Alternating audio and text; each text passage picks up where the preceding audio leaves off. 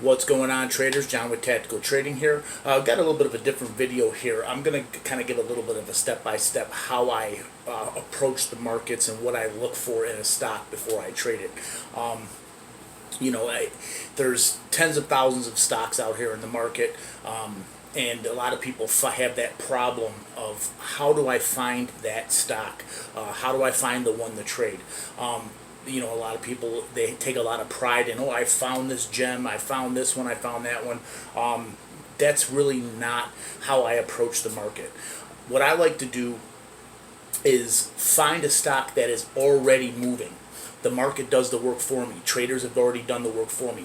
I see something that's gapping up. I see something that's already moving, and I like to see if the pattern sets up right for me to jump into this trade and take a piece of the move. You'll see a lot of times stocks run from, 30, 40, 50, sometimes 100, sometimes 200%. Well, it's not necessary to grab that entire piece of the move. I don't want to be that home run hitter in the stock market. I mean, obviously, yes, it's terrific to be able to hit home runs in the stock market. It's everybody's dream to hit that stock that goes up 300-400% and just multiply your account. But realistically, the odds of that are very almost slim to none on a daily basis. Now, if you trade long enough, you are going to hit some home runs. But the best way to approach the stock market is obviously being a singles hitter, and this is why I trade penny stocks, because these penny stocks, in the most part, are garbage companies. They don't trade on fundamentals. They trade on technicals. They trade on a hope and a dream. They trade on news that comes out, which people say, well, this could be the next great thing. It gets a lot of inexperienced traders excited. They jump into this stock, and it propels it. You typically don't see a lot of heavy hitters in the stock market investing in these stocks. You'll never see on the Fox Business or any of these larger channels. You won't see them talking about these penny stocks very often. They're talking about your Teslas, your Apples, your Microsofts. They're talking about your big pharmaceutical companies. And these are the stocks that are $70, $80, $100, sometimes $1,000. And most small retailer traders really can't trade these stocks. If you're coming to the market with $1,000 account, how can you buy you can't even buy a share of Amazon. You can only buy a couple shares of Tesla, and which Tesla being one of the very few stocks that does have larger moves in the market. But typically these penny stocks are the ones that, if you get in on the right stock and take a piece of the move, if the stock moves 80%, I just want to take 25-30% of that. So if I see the stock, it's up 20%, it's moving on some news, you jump in. I don't care. So let's just use round numbers as an example. The stock was $1. You catch it at $1.20. The stock goes to $3, but you sell out at $1.70, $1.80. You still caught a significant piece of that move. You still caught a nice piece of that move to grow your account. And single after single after single, maybe a few doubles, a triple and a home run, very seldom here and there, but mainly singles and doubles is going to grow your account significantly. What I do is first and foremost is starting my day is I look for big percent gainers. I have several watch lists that I have and some scanners that I look at, and my main thing is looking for large percent gainers. I look for big volume, big relative volume in these stocks. So if a stock typically trades 500,000 or a million shares a day, I'm looking for a stock that's going to trade with that average volume, maybe trade 2 times this average volume or 3 times this average volume.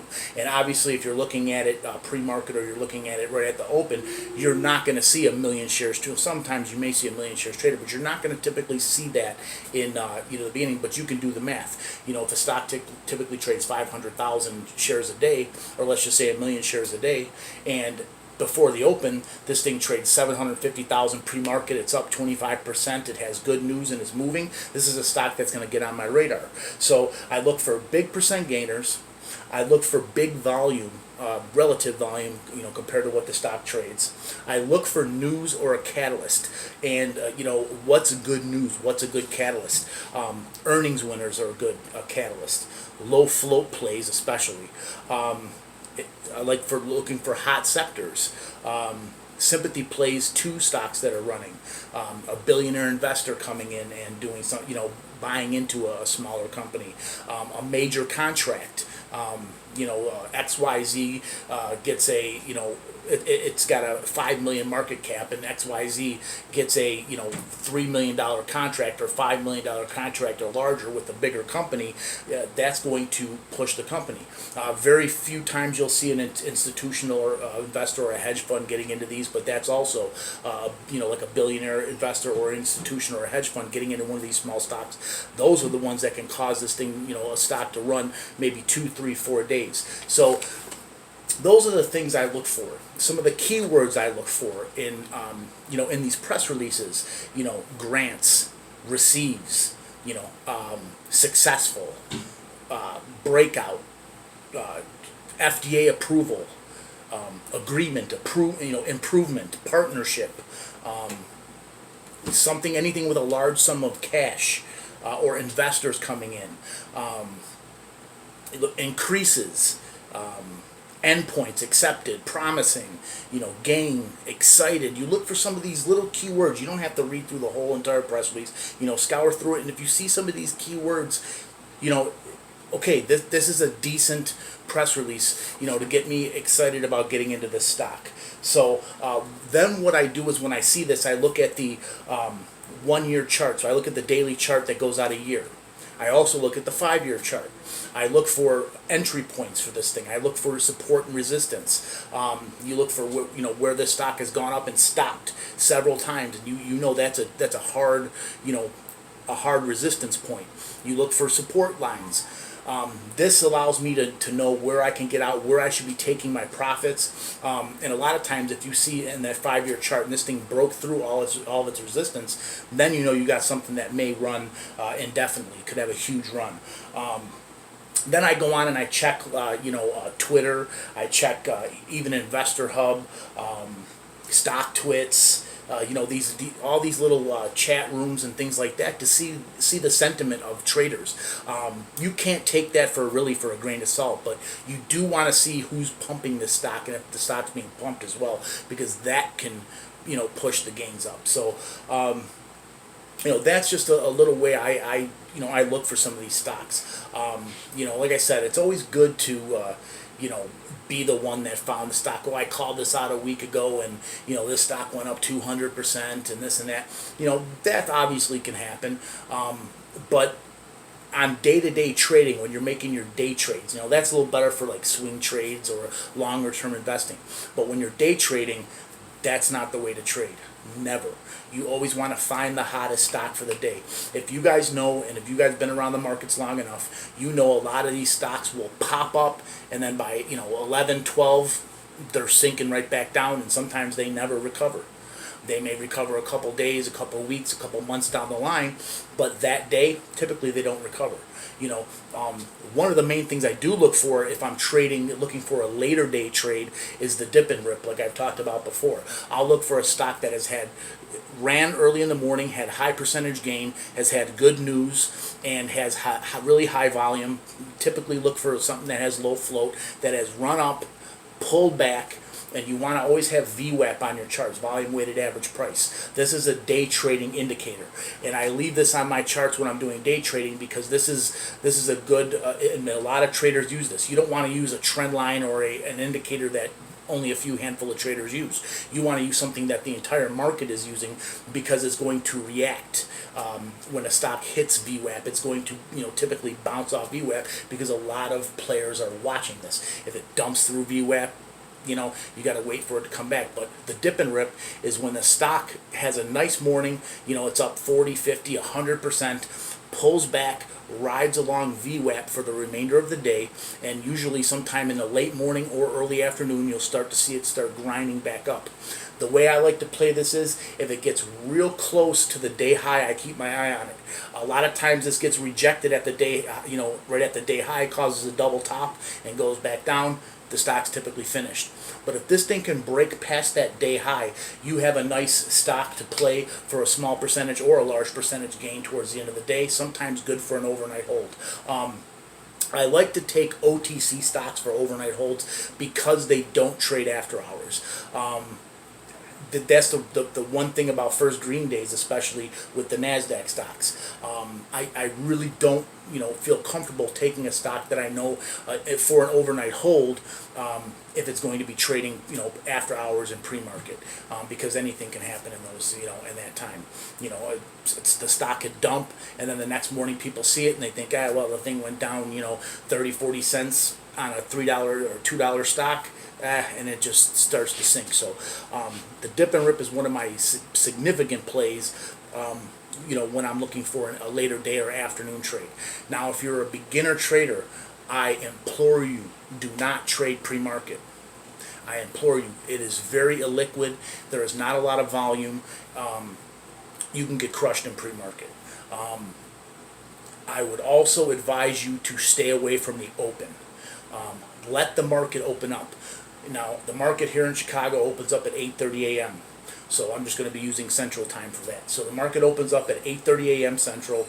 I would implore you to wait closer to 8:45 or 9 o'clock to make a trade. This way, all the ones that pop and dump, they're shooken out of the market.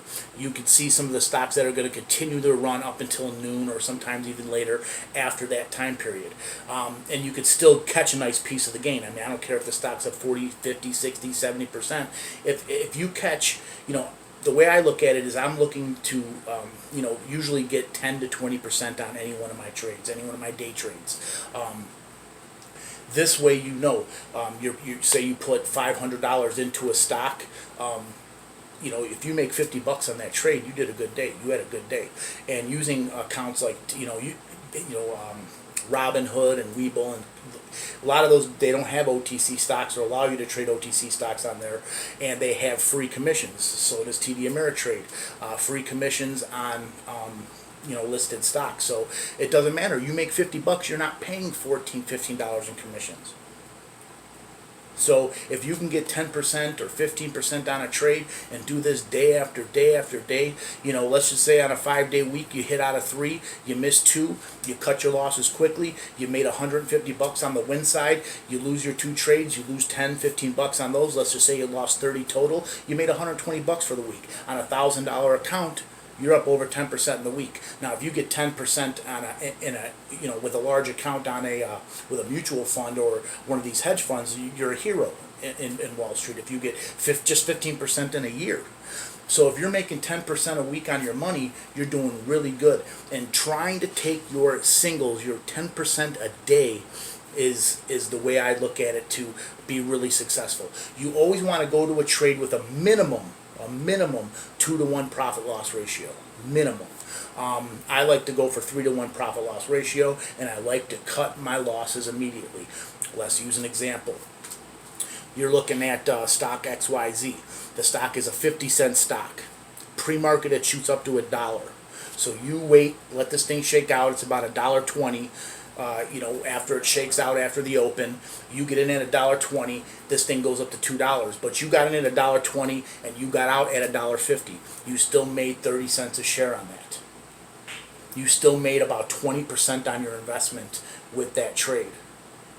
So you have to look at these things as there's always opportunity in the stock market. Every day an opportunity presents itself, even in down markets. Let's just look at Friday, for example. Giga Metals up 180 some odd percent. A stock like that you would never think of, but you have to have your eyes on the market in order to catch these. So, like I said, the way I go forward is every morning, I always have my watch list from the night before. You can, and if you don't have scanners, you can always use tools like FinViz, or that's one of the better ones if you're trading listed stocks, to go on FinViz and do a nice scan, see what had a little momentum, put a watch list together. But a lot of times the best way to go about it is wake up early in the morning and look for what's running. You can go on Benzinga and look for pre-market runners. If you don't have scanners, better to have scanners, but you can always there's always a tool out there that you don't have to pay for to use, if you have a very small account or you don't have the funds to really put towards some of these tools at this point yet. So there's really no excuse not to be able to trade successfully, except for, you know, trading on FOMO, trying to jump in and out of trades, or try to go for the home run on every trade and they go against you. You always want to just go for the singles. Be the Ichiro Suzuki of the stock market. Don't try to be the Mark McGwire or Rob Deere, where you're out there, you know, striking out, you know, 250 times, you know, 250 times a year, but you got 40 home runs, but you got a, you know, a 210 batting average. You don't want to do that.